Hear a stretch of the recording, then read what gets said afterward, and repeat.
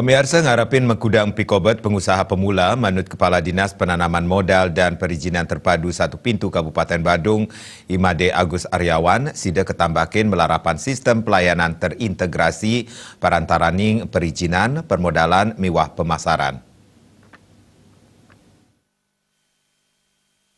Pesadok Kadis PMPTSP Kabupaten Badung, Imade Agus Aryawan, ngarepin pekobat sekali punika majeng para pengelaksana UMKM pemula, pemekas ring bidang perizinan miwa permodalan, anggannyane sampun mekarya program izin dan modal usaha utawi IMODUS. Kejantenang program terintegrasi puniki, sida kemargian ring sajeroning pembuat izin, antuk wantuan permodalan sane membuat majeng krama, pemekas para pengelaksana usaha, sida nincapang daya saing taler nang yang inovasi untuk ngelimbakang usahaipun. Integrasikan izin dan modal usaha ini saya kira sesuatu yang bentuk perluasan atau pengembangan baru yang kami lakukan di Dinas Penanaman Modal.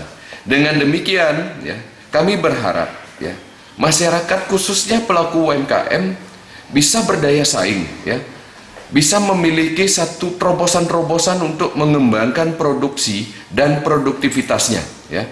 Sangat disayangkan sekali ya, di Kabupaten Badung yang potensinya luar biasa, yang potensi pemasarannya juga sangat terbuka, UMKM kita kalau tidak dibangkitkan, ya gara-gara izin mereka tidak bisa berdaya saing, gara-gara keterbatasan akses terhadap permodalan mereka tidak bisa mengembangkan usahanya, atau ya karena pemasaran mereka tidak bisa menembus pasar yang lebih luas.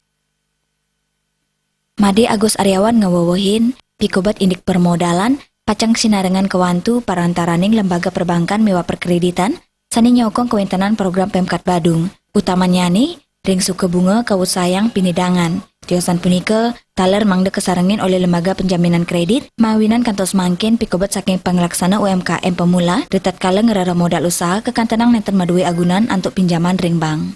Ekayana Bali TV.